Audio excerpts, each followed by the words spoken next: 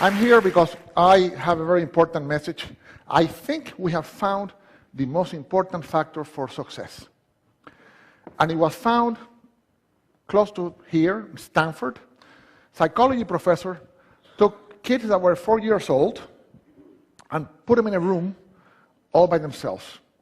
And he would tell the child, a 4-year-old kid, Johnny, I'm going to leave you here with a marshmallow for 15 minutes.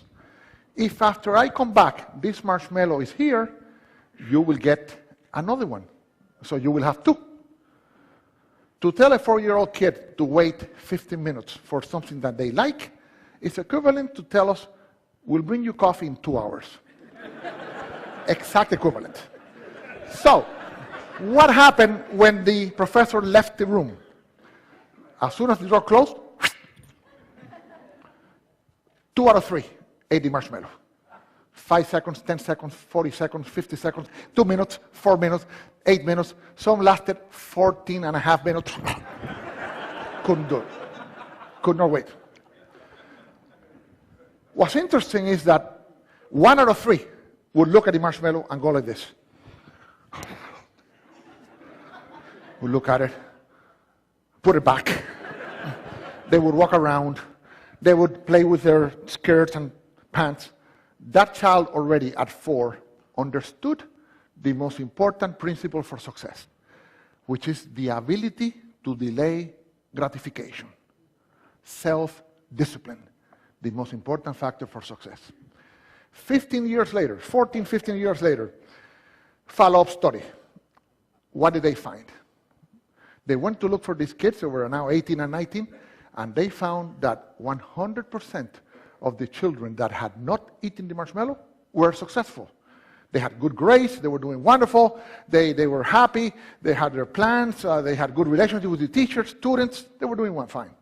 A great percentage of the kids that ate the marshmallow, they were in trouble. They did not make it to the university, they had bad grades, some of them dropped out, a few were still there with bad grades, a few had good grades.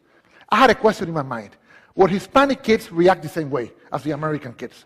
So I went to Colombia, and I reproduced the experiment, and it was very funny. I used 4, 5, and 6 years old kids. And let me show you what happened. Hasta para un niño de 4 años, es atractiva la idea de tener el 100% de retorno a la inversión en 15 minutos. Sin embargo, algunos de ellos, tan pronto la puerta se cerró, se comieron el marshmallow inmediatamente.